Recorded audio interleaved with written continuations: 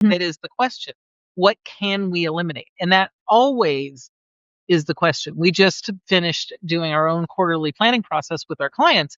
And one of the things that we talk about is what are all the things that you're currently doing and what can you delete? Always try to find one thing that you can delete. Are you feeling overwhelmed, stuck, or uncertain about how to grow your business without sacrificing what really matters most? Welcome to The Business You Really Want, the show for women ready to build a sustainable, fully aligned business. Aligned with what, you ask? You, your values, your life. Seriously, it is possible. I'm Tonya Kubo, and along with business advisor extraordinaire Gwen Bortner, we're here to show you how.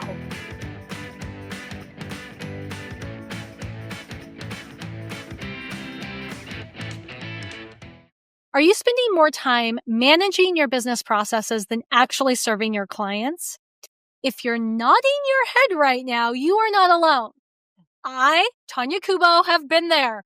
I am joined by business advisor extraordinaire Gwen Bortner, who maybe has been there, maybe hasn't been there, but guaranteed has worked with clients or other businesses that have been there. And today we are continuing our Simplify to Amplify series with part 3, which is focusing on streamlining how your business operates. Most business owners don't realize that they are carrying a heavy burden of overcomplicated processes. These systems grow over time with new tools and steps added whenever a problem arises or something new emerges on the scene. But rarely do we as business owners remove elements that no longer serve us. And the result is that we end up with this tangled web of workflows that drain our energy, confuse our team, and ultimately cost both time and money. So today, the goal is, by the end of the episode, to show you how you can untangle the web in your business and create systems that work for you and not against you. So Gwen, you and me were talking before we hit record about how process complexity sneaks up on most of us. Do you want to maybe just give us a brief introduction of how that commonly emerges? I think it happens to absolutely everybody. And if there's someone who says it hasn't, I'm probably going to just call them a liar. Because you heard it here, folks. Yeah, because the truth is, even those of us who are very systems and process focused, it happens to us too, right? And it's because we're in the midst of it. That's the reality of it. We're in the midst of using the system, using the process, doing the thing. And as we're going along, we will, fix things because things need to be fixed, or we make adjustments, or we adapt something, or we pivot in some way. I mean, all of these things are appropriate for the businesses that we do. And that happens once, and then it happens twice, and it happens 3 times, and it happens 4 times. And at some point, we inevitably, almost always, have now made enough adjustments and pivots that there's probably 1 or 2 things that don't need to happen at all anymore. But we haven't really kept track of it. And so we still continue down the path, right? And as I said that, I had this, vision in my mind of, like a hiking trail. Or I know you saw this when you worked at university, the paths where that are cemented versus the paths where the students walk. Right. Right. Because there was a plan for the path. And generally sometimes it was done for aesthetic reasons, but sometimes it was done to actually be what appeared to be the most direct path. And then over time, you find this worn path in the grass that is a different path because this building and that building now are being used more by the same students, where before it was these that were directly across from one another on the cemented path. Things change over time, right? So I think that's really what happens.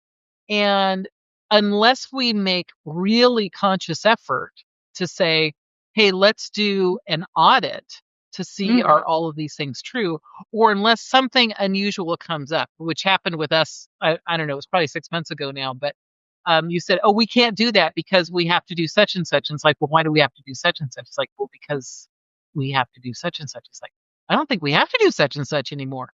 And it was one of those things that we had made a couple of adjustments over time that were all very tiny adjustments. I'll be honest, they were super, super small, but it meant that we could eliminate one or two steps that we had been doing before until all of those adjustments had been made. But they had been made enough over time that it wasn't obvious because, like I said, they were tiny adjustments. They weren't these big, huge process changes. They were just little fixes, little tiny fixes along the way. Right. So I think what we should talk about next is sort of how can you recognize in your own business, especially if you are in we do it like this because we've always done it like this place. How do you recognize that your processes are overcomplicated? One thing you and me have talked about quite a few times, but I don't think very often on the show, is discovering that you've got multiple tools that do similar functions. Yeah. So the first thing is, I don't think you ever find this issue until such time that you actually say, we're going to look for this issue. Okay. So this is the sort of thing that could be a problem that stays in hiding for years, right? Because it's not going to make itself known. You have to go looking for it. I think that's really helpful for people to know, because I think oftentimes we default to we're bad business owners, right? We're to this, we're to that, but this is the sort of thing that you actually have to intentionally look for. Okay, keep going. Yeah. You either have to intentionally look for it or it has to be revealed in some sort of obvious way, like the conversation we had. But the truth is, if we would have looked for it even 6 months to 9 months earlier, we would have found it back then. It had been in that form for a long time. Right. But there was nothing that said, let's go look at it. And so we didn't. And like I said, if anyone should know better, I should know better. And, we all default to this natural tendency. So the first, I think, really is you have to go look for it. You have to say, I'm going to do, and I keep using the word audit because that's the closest word I can come to it. I'm going to actually do an audit on this piece of the business. Don't try to do it on the whole business because that's going to be overwhelming. And, so if you just pick one area, one specific piece, and it could be, I'm going to audit my tech stack and see what are all of the functions that each piece that I'm paying for can do. I'm going to see how many I'm actually using, and I'm going to look for where there's overlap between them. Because in this world of SaaS, it is really easy for any software tool to make incremental changes over time in the same way that we're talking about process changes, right? Where all of a sudden it's offering a whole function that you've been paying another tool for. And depending on, sometimes it's not really doing it as well as it should, so it's not worth it. But other times it's like, yeah, I really just needed this piece of it. I'm paying for this other tool that also has 48 other functions that I'm not using, but I needed this one piece of it. And it's like, oh, I can get rid of that, right? I can eliminate it. And so to me, that's one of the first things, is to say, I'm going to pick a thing and audit it and look through it and really ask, what is this? Why? Why am I using it? What do I need it for? All of those things. And is that the best answer? And does that make sense for where we are now? Because businesses really are living, breathing kind of organisms, because they're, involved with a whole bunch of living, breathing organisms. And so they are going to evolve and change over time. And just like the parent who often has a hard time watching the child grow, right? That they know they've grown, right? That the pants are too short, or the thing doesn't fit, but they don't actually see them growing. However, the aunt who only comes twice a year, totally sees the growth. Right. Right. Because it's not just incremental over time, but that's what happens with our systems and our processes. they're evolving incrementally over time, often in very small ways. But you add enough of those small pieces together and it's like, oh, these other 3 pieces we used to do, we don't need to do anymore. Right. Well, and I think you made a really good point about like the SaaS tools, especially now in 2025 when we're recording this. There are so many SaaS tools that are being acquired by others. Oh gosh, I didn't even think about that, but that's a whole nother level to this exact same. Right. So I think of, for instance, we use Kit in your business, which used to be called ConvertKit. I personally started using Kit back in 2016 when it was called ConvertKit. And over the last few years, they've acquired several businesses that if you were somebody who was using a tool called SparkLoop, for instance, SparkLoop helped you gamify people referring your newsletter. Well, Kit acquired that business. So now for the price you pay Kit, you get those features. But a lot of people don't know that. And they're still paying SparkLoop separately. Then, Kit now has tip jar features, which some people are out there paying for buy me a coffee, tip jar, whatever that is. And so that's one thing, right? Is your tools change over time, as you pointed out.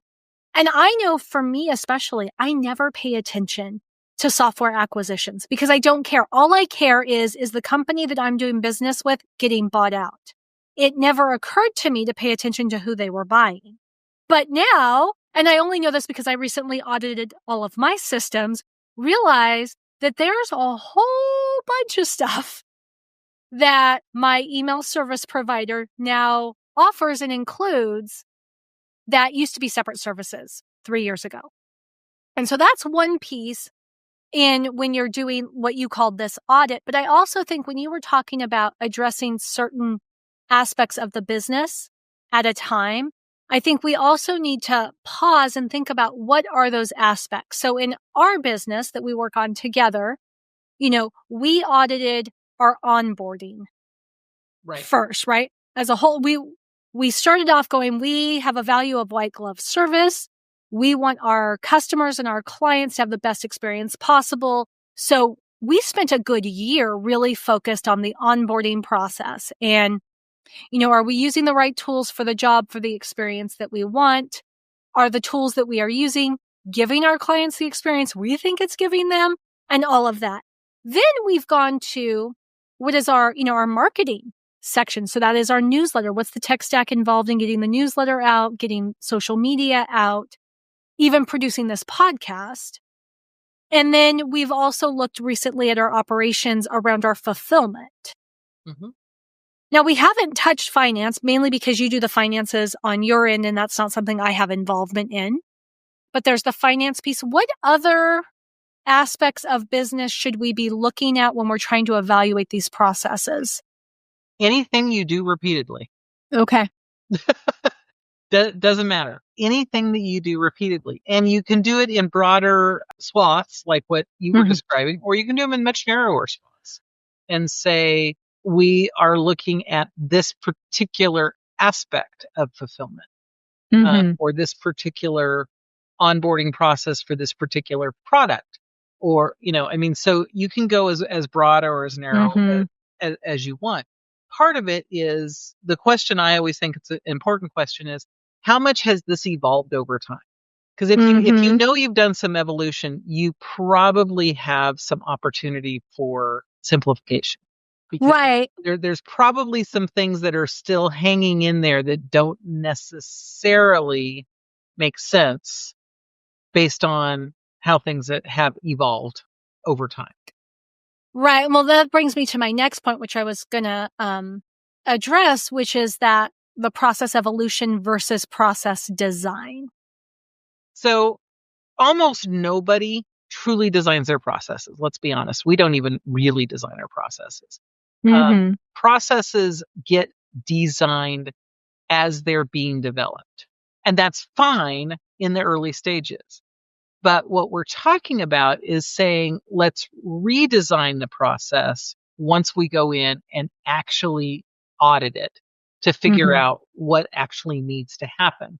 This is the place where we want to put everything up for grabs. Absolutely everything. We want it to be able to say, what if we didn't do that at all? Would it matter?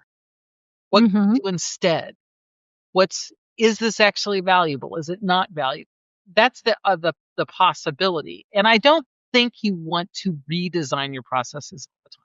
I think it's really looking and saying, are we finding lots of blips is going to be the term I'm going to use of, oh yeah, we're still doing that, but we don't need to. Oh, we're doing that and we don't need to. Oh, and this doesn't really feel like it's working as well as it should, but I don't know quite how to fix it. Lots of blips say, ooh, maybe we start from scratch and say, what if we knew everything that we knew now, but we were just starting today? How would we do it differently? What would that look like? That to me is redesign, where we're actually going through a full design piece. And it does make sense once you have something, but designing from the very beginning almost makes no sense because we don't actually know what we're doing. I was going to say, how do you know what you don't know? Yeah, exactly. Yeah. So design actually makes better sense after you've got something to jump from, to say, I now have enough foundation and structure to say, oh, okay, now that I know that, now I'm going to design something based on that. And we talk about, that every business works exactly as designed. It gets the result it was designed to get. That is absolutely true for every business, every system, every process. And then the question is, are you designing with intention? And in the beginning, no one designs it with intention because we don't know what the intention really is. Right. But once we get past the beginning, the very first stages, we can redesign it with intention. Right. So how do we get there, do you think? So to me, that is also the audit piece. It's first to say, is it really working or is it not working? And asking yourself, is it getting me the result I want it to get? And I say me, but it could be, is it getting the result that I want it to get my customers? It could be, is it getting the result that I want it to get, the folks that work with me? But is it getting the result? And is that absolutely the result I want, or is it an adequate result, not an outstanding result? Is it a get by result as opposed to the result I really, really want? And then we have to say, then we have to look at each element and say how, where can things be improved, changed, updated?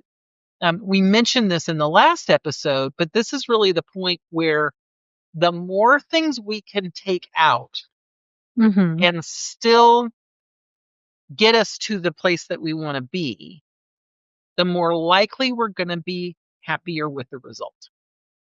Because nothing that we add is perfect.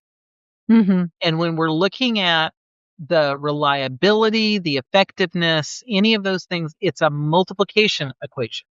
It's process 1, reliability, multiplied by process 2, reliability, multiplied by system 3, reliability, multiplied by person 4, reliability, all of those things. And since none of them are 100%, every one of those things reduces the reliability. It may not reduce it a ton, right? It still reduces it. And every time you add something else, it reduces it more. So simplification is really the place you want to look at when you're looking at design. What is the easiest, simplest, fewest steps, fewest people, fewest processes, fewest technology, fewest anything that I can use to get me to the result that I want to have? And we were talking about this before we started recording. It's the opposite of what you were just talking about, which is, I've got this system. We'll use Kit as an example. Yeah. Been acquiring things, and now it's got all of these tools, right? And so I keep using Kit, and that's great. And maybe I can drop some other tools. The other side is to look fresh and say, if I was starting today, would I actually choose a completely different tool that I now know has the functions that I know I actually want and need?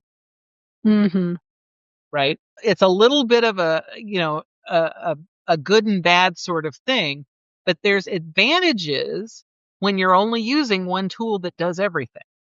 Right. One of the advantages is there's only one person to blame, right? Yeah. There's only one software to blame. There's only one help desk to call. There's only one support ticket to put in. They can't say, oh, but it's because you've got this other system that you're linked to, and I think they did an update, and that becomes when it's one system, it's like, nope, you can only point to yourself. Right. that is the only place you can point. And so sometimes that can create additional reliability because you aren't having to spend lots of time. Now, the downside or the risk is if it fails, everything fails. So it's not necessarily the right answer, but it can be the right answer, right? And it's looking for how much do I trust it? How reliable is it? How confident am I in whatever, the tool, the software, the person is? It's the same problem that we have when we end up hiring or creating a unicorn in our business. Say more. It's a different version of the same thing, because the unicorn knows how to do the bookkeeping and does great customer support and writes beautiful social media posts, and is great with finding new contractors to work with, and and also seems to be bringing in half of the sales calls. Right. A whole bunch of stuff. That's lovely for the business, but the first problem is as soon as they go away, you don't even know what part actually to work on. The other part is if something stops working, you're never really sure, was it them that's not working? Is it the system that's not working? Is it that too many eggs in one basket can be a problem. But early on, that can also be the saving grace of the business that gets you to the next stage. So it's not a like, you absolutely have to have this or you're going to fail, or if you have this, it's going to be a problem. It can go either way, but being aware of it is always, for me, the big piece to say, yep, I'm putting all my eggs in this basket, and I know I'm putting all my eggs in this basket. Right. So I better make sure we're keeping a good eye on that basket. And then if something changes, make new decisions. Right. So in this audit, do you think I'm trying to think of what's the easy first step? I know how my brain works, but my brain doesn't work like everybody else's. I would start with, okay, what are all the things I pay monthly for, annually for, yada, yada, yada. But I think the other way to approach it is to actually map out the processes and then having notes on what are the systems or tools or whatever that make those processes possible. How would you approach it if you were helping somebody audit? This is a classic example of both are right answers. And I think it really is, how does your brain work? And so some folks, it'll be easier to start with, what do I have? What are the technologies? All of those things. What am I using? And then digging in and saying, and what else do they have that I don't even know that I'm aware of, that I'm not using, right? So that's one side. But the other side is to say, what do I actually need? And then mapping and saying, and what am I using these things for? And maybe doing, some research to say, so if I was looking for a tool that did A, B, C, and D, is there anything out there that's one tool that, maybe that's in this price range, right? And so both, I think, totally work, but I think it depends on how your brain works. So I'm not sure. Okay. I don't think there's a right answer on this. I think the right answer is saying, I'm going to make a conscious effort to do this. I don't think the method is the right answer. I think the doing is the right answer. Okay. I can definitely see where that is true. So when we're looking at, taking a practical approach to simplifying our processes, it sounds like one step is consolidating the tools and software, right? And you've talked about how you can review your tech stack Is it getting me the result that I want? And then also, I think, and you didn't say this explicitly, but it also is part of, I know your natural decision-making process, which is what would happen if we didn't do this? Like, right. Does the tool get us the result we want? But also, what would happen if we didn't have this tool? How would we get it done that way?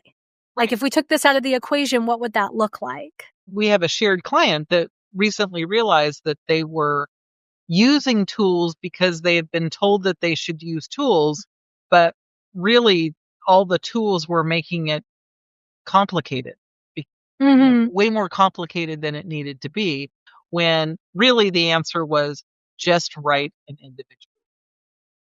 Right.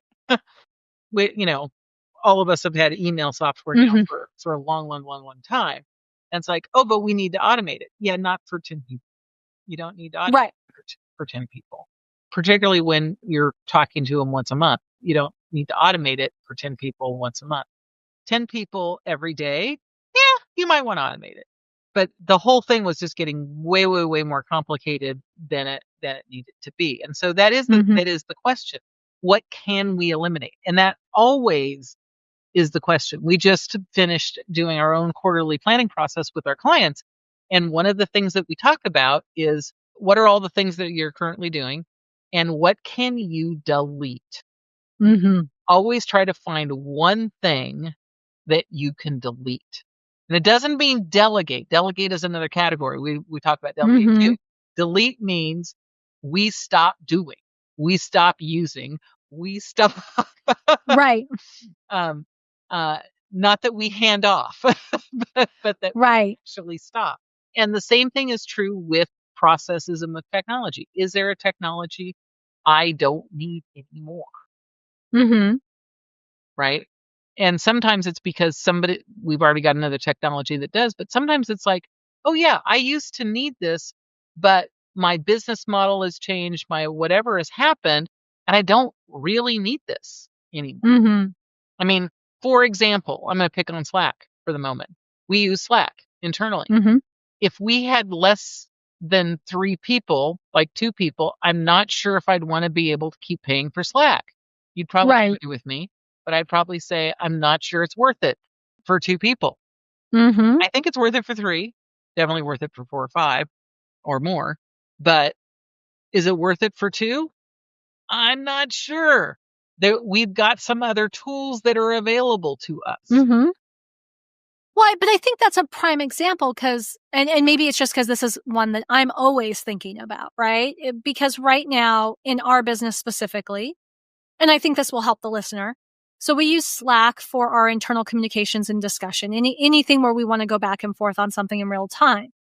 But we also use Google Workspace for our email, and Google has its own instant messaging system. And we use Zoom because you use that for your video calls with clients, and we use that for meetings. Zoom has recently come out with its own like instant messaging sort of platform. And so on any given month, I'm looking, at least I don't know if you are, but I'm looking at each of them and going, okay, does Slack still make the best sense for us? Right. And part of what we're doing, or at least what I do, is I go, okay, in terms of the day-to-day functionality that Slack provides, are any of these other tools better? And then I go, okay, are any of these tools better enough that it is worth losing all of our historical record that we have with Slack of past conversations in order to fully move over? Yeah. So, and I think sometimes the reason I bring out both of those points is because I think sometimes we stop at, does this do the same thing as that? And we don't think about that cost of acquisition or the cost that comes with switching, what we're losing, what we're gaining in the switch. Right. And it's a piece that you have to play into it and say, how much does the change happen? I recently went from one calendaring system to another calendaring system. I had used the one for a long time, long time. I was a very early on person onto the one.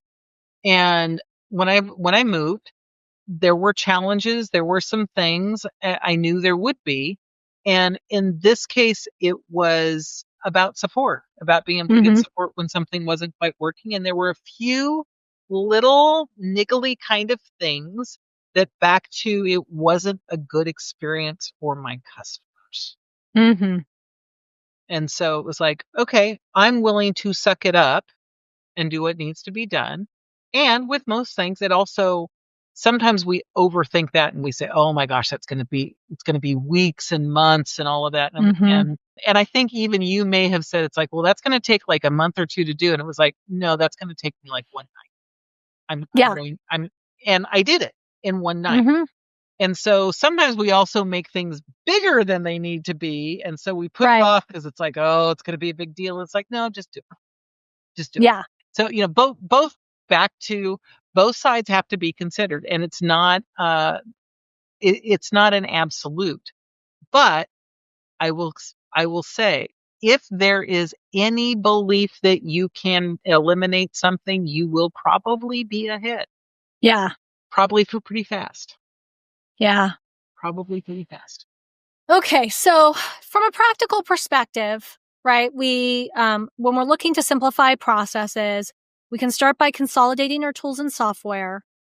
Then I think we look at our documentation. Our documentation a lot of times hides things that we don't necessarily know.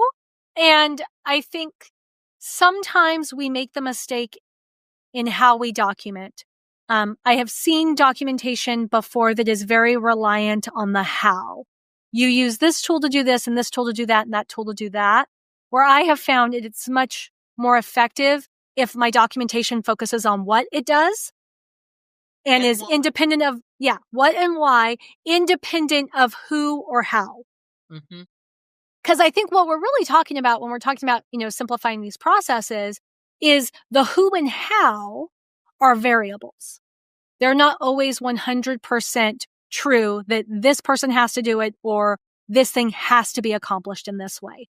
So really looking at your documentation and getting to the what and the why behind the processes, and then figuring out the how and the who after the fact. Gwen already talked a bit about strategic automation. A lot of times it does make sense to do things manually for a while so that you're automating the right aspect of a process and you're not overcomplicating a system by adding automation where it doesn't really bring you value. Now, where I want to go from here, Gwen, before we run out of time, is we have listeners who have teams. And so we're talking a lot from a business owner perspective, right? Of doing things differently. But I think there's another layer when you are what I call moving people's cheese, right? And you are changing how they do their jobs. How do you recommend engaging your team or your staff in simplifying processes? So the first thing is, when you're bringing new people on, this is a beautiful time to look at optimizing your systems and your processes, because they don't have all of that historical reference coming in. And so often, if you're focusing what you were just talking about on the what and the why, and then letting them run with it, what you'll find is they'll skip 2 or 3 steps because the 2 or 3 steps that they're skipping aren't actually needed. They're back to historical pieces, right? Or they'll be asking questions like, so why are we doing that? And as you start to explain it, it's like, oh, I'm doing this because I had hired someone who was incompetent and I had overcompensated for their incompetence by adding these 3 steps. Yeah. Right? It's like, oh yeah, I don't need those 3 steps because you're actually bringing your whole brain to to the game, and you know that we go from A to B, and I don't have to remind you C, D, E, and F here in the middle between A and B. And so letting them see it and own it and understand the what and why allows them to start streamlining. Yeah. And bringing their best pieces in it. Now, if we've got existing employees, right, that do know the history from the beginning of time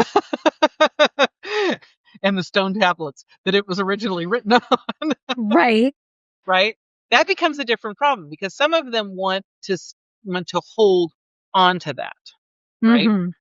And this is where we often in our simplification realize that the person we hired to start our company is not the person we need now in our company. Right. And so sometimes we have to make some hard choices there. But other times, they've just been waiting to make it better. Mm-hmm. And if you open it up to them and say, hey, we are trying to streamline this. If we were, and to say, the phrase I used earlier, you get to know everything you know now, except we're starting from scratch. Today is day one of the business. How would you do this? Mm-hmm. Often they're like, oh, well, we would just do A, F, D Mm-hmm. in that order. Right. What? And Y. And then we're done. And it'll be like, what? And then you start walking through and it's like, oh, that'll totally work. Well, that'll totally work. Because we used to need to do D because of this other thing, but that's no longer true. So now D can be after F. And it makes better sense because now that eliminates these 6 other steps that we were having to do. It's kind of D. Mm-hmm. I mean, like it allows people to be able to be empowered. So to me, empowering your people to help be a part of the change and direct part of the change, if you've got existing people, is the best way. Like I said, there will undoubtedly be at least one person over time, may not be, this time, but at some point, who just fights it. And if they fight it, then they're probably no longer the right person for you and your business where you are now. And although it feels tough to let someone who's been really good go, I always say, let them go be successful for somebody else. Right. Who needs all of that same thing. Yeah. At their stage of the business, which is not where you are anymore. Oh, good advice. Hard to hear, I think, depending on where you're at, but important to know. And every time I've seen a client deal with that in really like those very specific kind of situations, they've been with them for a long time. They've been a good employee and realize they have to release them because they're just not where the person that they need. They always find another role that you can tell they're way happier in. But they're not going to leave you either because they also have their own version of misplaced loyalty. So they're going to be slightly miserable staying with you because I owe it to you. Yeah. Oh, the misplaced loyalty. That is a whole other episode. I'm making a note right now because we do not have time to go into it, but it's a whole thing of a thing. That's definitely a whole episode. All right. Writing that down. All right. So I'm going to bring us to a close today. I just want to thank you for listening. Thank you, Gwen, for walking through this process of simplifying processes because honestly, going into the episode, it seemed like a much more direct step-by-step process than you have helped us to unpack because there is a lot of different variables that are dependent on what type of business we have, our business model, and also how many people are involved in the business. Yep. So if you are listening with us to this point, I hope you recognize that simplifying your business processes really isn't just about what is efficient. It's about creating the space for what truly matters, whether that is your own peace of mind, whether that is how much you are spending in overhead, or whether that is the level of excellence with which you can deliver the services you provide to your clients. When you reduce unnecessary complexity, you're freeing up mental bandwidth for creativity, strategy, and actually showing up and serving your clients well. The goal that we have here and the goal that we're trying to communicate to you is not that you should be able to perfect a process right out of the gate. It's just start with one area where you see complexity causing the most pain, apply these principles, and then build out from there. I would say if you don't already have a process in place by which you're evaluating your processes, start a couple times a year, maybe spring and fall, and then work up to quarterly because consistent improvements add up to significant transformation over time. And if you're ready to dig a little bit deeper with Gwen, with us, I would highly recommend you check out Insight to Impact. It's our weekly premium accountability subscription. It could be the right next step for you. What it does is provide you with a thought-provoking question every single Friday. If you choose to respond, you get an equally thoughtful, personalized response back from Gwen, sometimes from me, that'll help you examine your business and maybe even evaluate what could be simplified. No automation here. No automation whatsoever. Head over to everydayeffectiveness.com/impact to learn more. Thanks for tuning in to The Business You Really Want with Gwen Bortner. I'm Tonya Kubo, reminding you that sustainable success is within reach. Make sure to subscribe to the show and visit thebusinessyoureallywant.com for more resources. Until next time, keep dreaming big and acting with intention.